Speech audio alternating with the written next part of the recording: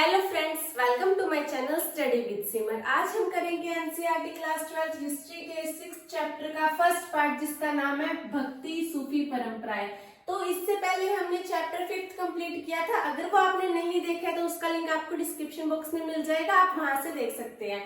तो ये जो चैप्टर है इसमें हम बात करेंगे 8वीं सदी से लेकर 18वीं सदी के बीच के टाइम पीरियड की हम इसमें बात करने वाले हैं।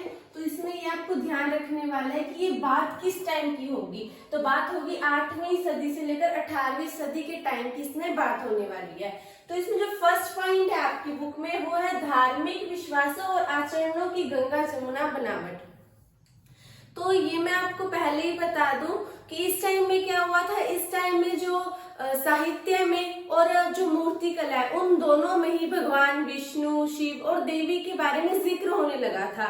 यदि हम देखें इसमें साहित्य में तो इनके बारे में कुछ लिखा जाने लगा था, और यदि हम देखें मूर्ति कला में तो इसी टाइम में क्या हुआ था, इस टाइम की बात हो रही है। इस टाइम में मूर्तियों में भी इनका जिक्र मिलता है। इनकी बहुत सारी मूर्तियां मिली है, जो भगवान विष्णु की भी मूर्ति मिली है, भगवान शिव की भी और देवी की भी मूर्ति कहीं कहीं मिली है। तो ये चीज हो सकती है कि उत्तर भारत में कोई और मूर्ति मिले, मतलब जैसे विष्णु ले लेते हैं, भगवान विष्णु की उत्तर भारत में कोई और रूप मिले और दक्षिण भारत में उनका कोई और रूप मिले। हाँ, रूप में चेंज हो सकता है, लेकिन वो पर्टिकुलर जो भगवान है उनकी जरूर मिली है।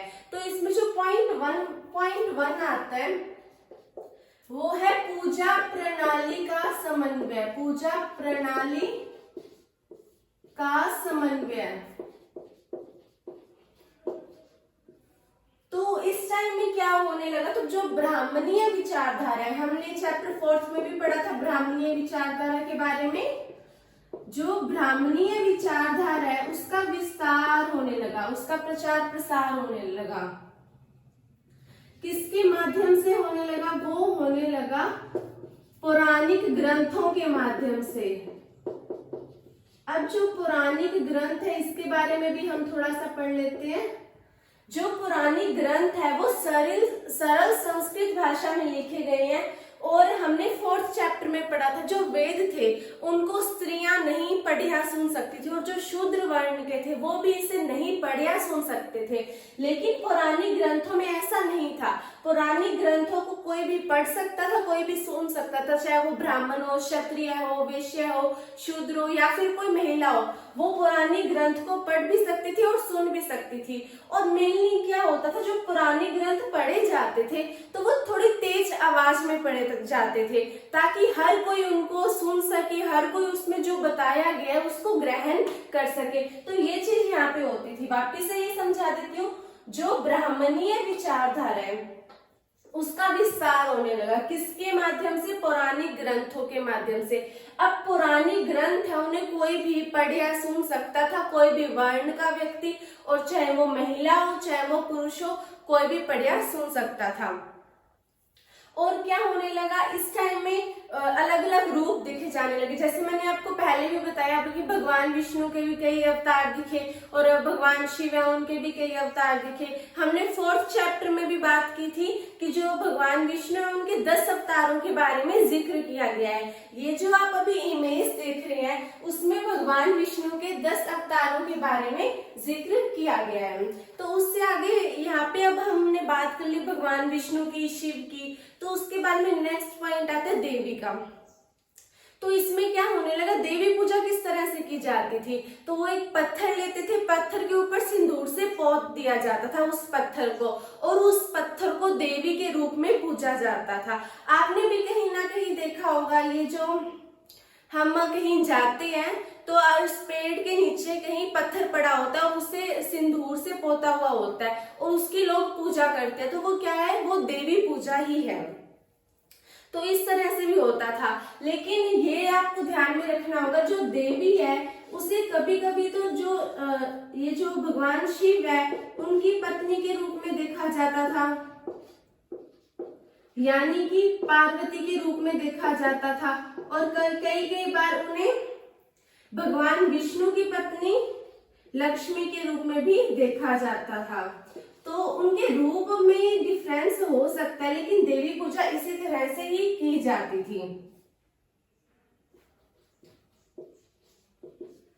तो ये जो फर्स्ट पॉइंट था, पॉइंट 1.1 पूजा प्रणाली का समन्वय, तो उसमें इतना ही है, जो ब्राह्मणीय विचारधारा है उसका विस्तार होने लगा पौराणिक ग्रंथों के माध्यम से, और साथ ही साथ में जो अवतार है वो भी कई देखने को मिले, एक एक भगवान की बहुत सारे अवतार देखने को मिले। और जो देवी पूजा है वो किस तरह से की जाती थी, एक पत्थर ले लिया जाता था, उसे सिंदूर से पोत दिया जाता था और उसकी पूजा की जाती थी। देवी को कभी कभी भगवान शिव की पत्नी पार्वती के रूप में देखा जाता था, कभी कभी उन्हें भगवान विष्णु की पत्नी लक्ष्मी के रूप में भी देखा जाता था। उसके बाद में जो हमारा नेक्स्ट पॉइंट है वो है भेद तथा संघर्ष। जो नेक्स्ट पॉइंट है इसी में, वो पॉइंट 1.2 वो है भेद तथा संघर्ष। तो इसमें सबसे पहले आपको ये समझना होगा कि तांत्रिक पूजा पद्धति क्या है। तांत्रिक पूजा पद्धति क्या है? जो देवी की आराधना होती है, देवी की आराधना पद्धति होती है, उपासना पद्धति, हम कुछ भी कह दें पद्धति, क्या कहलाएगी? तांत्रिक पूजा पद्धति कहलाएगी। वापिस से समझा देती हूँ, देवी की आराधना पद्धति क्या है? तांत्रिक पूजा पद्धति है। अब ये जो तांत्रिक पूजा पद्धति है वो कोई भी वर्ण का, कोई भी वर्ग का व्यक्ति कर सकता था। मतलब अगर हम पहले के टाइम में देखें तो लोगों पर बहुत ज्यादा रूल्स लगाए जाते थे कि जो क्षत्रिय है, जो वैश्य है वो ये वाली पूजा नहीं कर सकते, महिलाएं ये जाप नहीं कर सकती, तो इस तरह से उनपे बहुत ज्यादा पाबंदियां थी। लेकिन जो तांत्रिक पूजा पद्धति है वो कोई भी वर्ग, कोई भी वर्ण का व्यक्ति कर सकता था, और साथ ही साथ इसमें महिलाएं भी कर सकती थी ये तांत्रिक पूजा पद्धति, और जो पुरुष है वो भी तांत्रिक पूजा पद्धति कर सकते थे।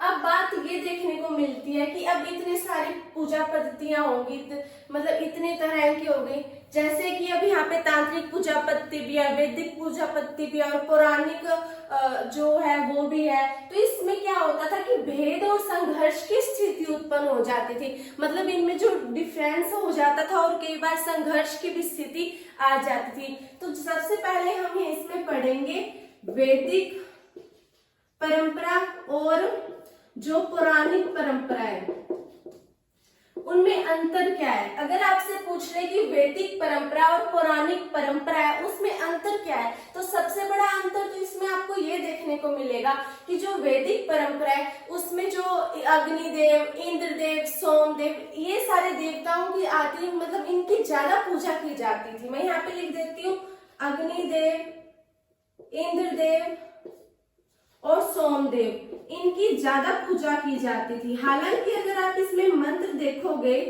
तो उसमें वो जो भगवान विष्णु है, शिव है, इनका जिक्र जरूर मिलेगा, लेकिन जो ज्यादा पूजा की जाती थी वो अग्निदेव, इंद्रदेव, सोमदेव की ही की जाती थी। लेकिन पौराणिक परंपरा में क्या होने लगा, पौराणिक परंपरा में ये सभी गौण हो गए, यानी अग्निदेव, इंद्रदेव, सोमदेव, इन सभी की पूजा धीरे धीरे कम हो गई, एक तरह से बंदी हो गई, और इसमें भगवान विष्णु, शिव या देवी की पूजा अर्चना ज्यादा की जाने लगी। तो इसमें सबसे बड़ा डिफरेंस यही है कि इसमें वैदिक परंपरा में अग्निदेव, इंद्रदेव, सोमदेव की पूजा की जाती थी, लेकिन पौराणिक परंपरा में क्या था, भगवान विष्णु, शिव, इन सभी की ज्यादा पूजा अर्चना की जाने लगी। फिर उसके बाद में अब मैंने आपको बताया कि कई बार संघर्ष की स्थिति उत्पन्न होती थी, तो ऐसा ही कई बार ऐसा होता था कि जो वैदिक पूजा पद्धति है और जो ब्राह्मणीय पूजा पद्धति है और जो तांत्रिक पूजा पद्धति है, इसमें भी कई बार संघर्ष होने लग जाता था। अब वैदिक वाले क्या कहेंगे, वैदिक वाले यज्ञ को ज्यादा प्रेफर करेंगे, और जो मंत्र उच्चारण है उसको वो ज्यादा प्रेफर करेंगे, वो कहेंगे यज्ञ करना चाहिए, मंत्र उच्चारण करना चाहिए। लेकिन जो तांत्रिक पूजा पद्धति है वो तो ये नहीं कहेंगे कि यज्ञ करना चाहिए और मंत्र उच्चारण करना चाहिए। तो इन दोनों में संघर्ष की स्थिति उत्पन्न हो जाएगी। और कई बार क्या होता था, जो वैष्णव है, वैष्णव वैसे तो आपको पता होना चाहिए क्या होता है, और शैव भी आपको पता होना चाहिए, लेकिन फिर भी मैं दोबारा से बता देती हूँ।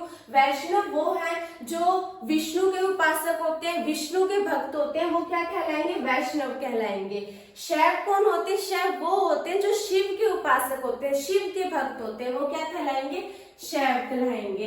अब जो वैष्णव है वो ये कहेंगे जो हमारे देवता विष्णु है वो सबसे ज्यादा शक्तिशाली है, सबसे ज्यादा बड़े हैं, वो तो यही कहेंगे। लेकिन जो शैव है यानी जो शिव के उपासक है वो ये कहेंगे जो भगवान शिव है वो ज्यादा बड़े हैं, वो ज्यादा शक्तिशाली है। तो इन दोनों में संघर्ष हो जाएगा कि कौन से भगवान सबसे ज्यादा शक्तिशाली है, क्योंकि ये तो अपने भगवान को प्रेफर करेंगे और ये अपने भगवान को प्रेफर करेंगे, तो इन दोनों में संघर्ष की स्थिति उत्पन्न हो जाएगी। अब हम ये जो है भेद तथा संघर्ष ये कंप्लीट हो गया। अब इसे वापस से रिवाइज कर लेते हैं। सबसे पहले आपने ये समझना है तांत्रिक पूजा पद्धति क्या है, फिर आपने ये समझना है कि जो संघर्ष की स्थिति किन किन में उत्पन्न होती है। कई बार आपको ये भी पता होना चाहिए कि जो वैदिक परंपरा है और जो पौराणिक परंपरा है उसमें क्या डिफरेंस है। फिर आपको ये पता होना चाहिए कि जो वैदिक पूजा पद्धति है और जो तांत्रिक पूजा पद्धति है उसमें संघर्ष किस तरह से होता है। और फिर नेक्स्ट पॉइंट ये है कि जो वैष्णव है और जो शैव है उनमें किस तरह से संघर्ष की स्थिति उत्पन्न होती है। तो ये जो हमारा फर्स्ट पॉइंट है ये हमारा कंप्लीट हो गया है। उसके बाद में जो सेकंड पॉइंट है वो है उपासना की कविताएं आरंभिक भक्ति परंपरा। मैं यहाँ पे लिख देती हूँ पॉइंट 2 है ये, उपासना की कविताएं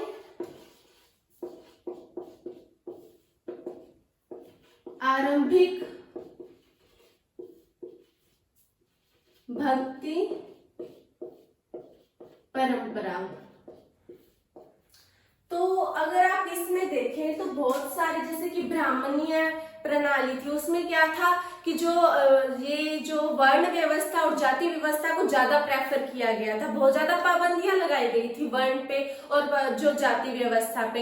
लेकिन बहुत सारे संत ऐसे हुए जिन्होंने कहा नहीं ये नहीं होना चाहिए, सभी व्यक्ति समान है, सभी को पूजा अर्चना करने का बराबर ही अधिकार है। और जो एक तरह से हम ब्राह्मण देखें वो एक तरह से बिचौलिए का काम करते थे। बिचौलिए का काम किसमें करेंगे? भक्त में, और ईश्वर है उसमें बिचौलिए का काम करेंगे।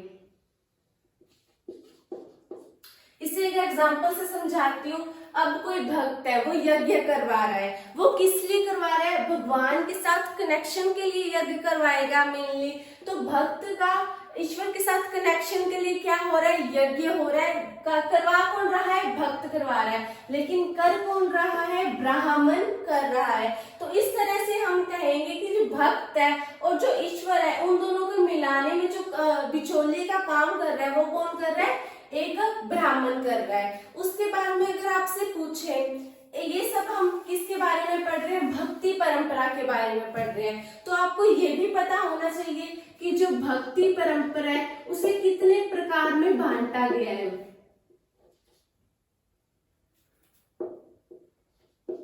जो भक्ति परंपरा है उसे कितने पार्ट्स में डिवाइड किया गया है? तो अगर हम भक्ति परंपरा को देखें तो उसे 2 पार्ट्स में डिवाइड किया गया है। पहला तो है सगुण भक्ति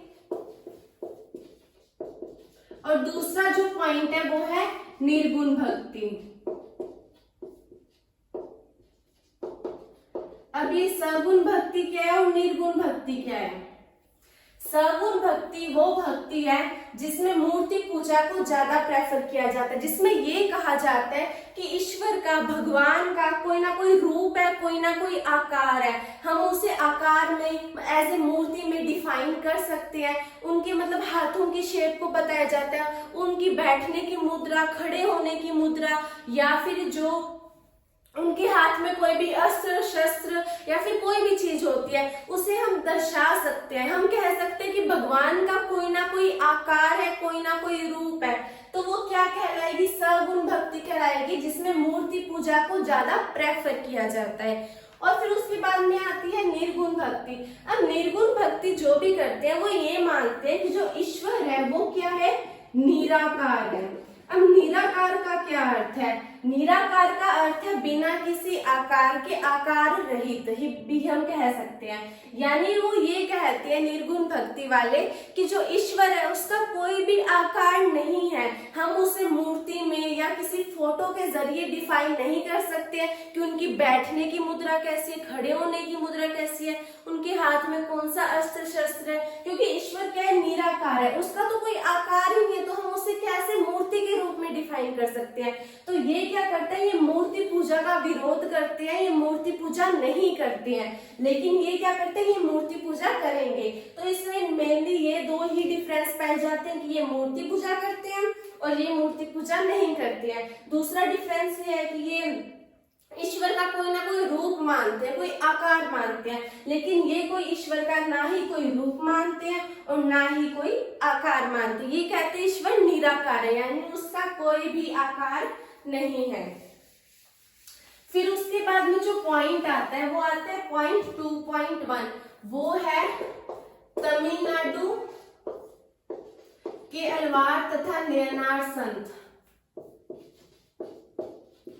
अलवार तथा नयनार संत, तो इसमें दो वर्ड्स आए हैं जिनसे आप परिचित नहीं है। पहला वर्ड है अलवार और दूसरा वर्ड है नयनार। तो ये अलवार क्या है और नयनार क्या है? तो अगर हम बात करें सबसे पहले अलवार की, तो ये क्या है, विष्णु भक्त है। सिंपल लैंग्वेज में बोलूं तो विष्णु भक्त है। ये विष्णु को अपना इष्ट देव मानते हैं, विष्णु को ही अपना इष्ट देव मानते हैं, विष्णु की आराधना करते हैं, उनकी उपासना करते हैं, तो वो क्या कहलाएंगे, अलवार संत कहलाएंगे।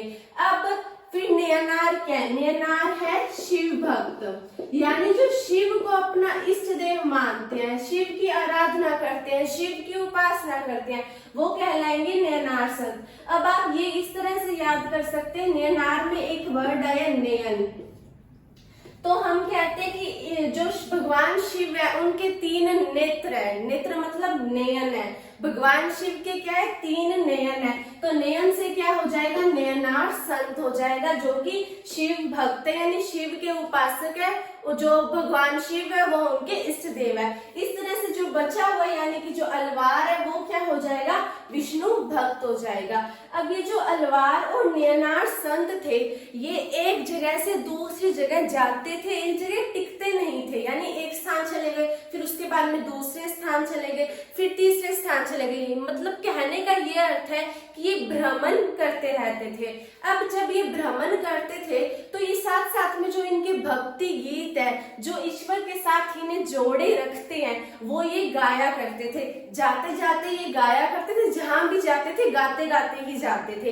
तो अब इन्होंने कोई ऐसे स्थान देखे जो बहुत ही ज्यादा इनको अच्छे लगे, पवित्र लगे, पावन लगे। अब ये कहीं गए, अब इन्होंने एक स्थान देखा जो इन्हें बहुत ज्यादा पवित्र लगा, पावन लगा, तो इन्होंने घोषणा कर दी कि ये हमारे इष्ट देव का क्या है, निवास स्थान है, यानी हमारे इष्ट देव हैं वो क्या रहते हैं, यहाँ रहते हैं।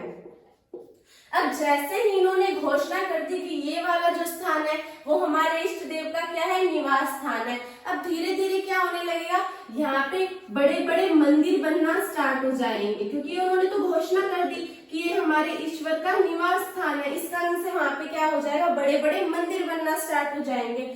अब मंदिर बनेंगे और उन्होंने ये भी कहा है कि वो ईश्वर का निवास स्थान है। अब जितने भी सारे भक्त होंगे वो तीर्थ यात्रा के लिए कहाँ आएंगे, उस पावन स्थान पर आएंगे, जिसको उन्होंने कहा है कि ये ईश्वर का, हमारे ईश्वर का निवास स्थान है। तो इस तरह से जो वो स्थान है वो तीर्थ स्थान भी बन जाएगा।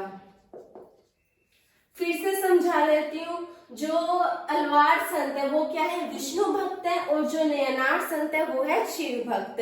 अब ये एक जगह से दूसरी जगह पर भ्रमण किया करते थे, साथ साथ में ये अपने भक्ति गीत भी गाया करते थे। अब इन्हें कुछ ऐसे स्थान पवित्र लगे, पावन लगे, इन्होंने कह दिया कि ये जो स्थान है ये हमारे ईश्वर का, इष्ट देव का निवास स्थान है, हमारे जो भगवान है वो यहाँ रहते हैं। अब जैसे ही इन्होंने घोषणा करी वैसे ही यहाँ पे बड़े बड़े मंदिर बनना स्टार्ट हो गए। अब मंदिर बनना स्टार्ट हो गए और साथ ही साथ यहाँ पे ईश्वर का निवास स्थान भी है, तो बहुत सारे भक्त यहाँ पे आएंगे और एज ए तीर्थ स्थान के लिए। तो ये जो स्थान है धीरे धीरे तीर्थ स्थान के रूप में विकसित हो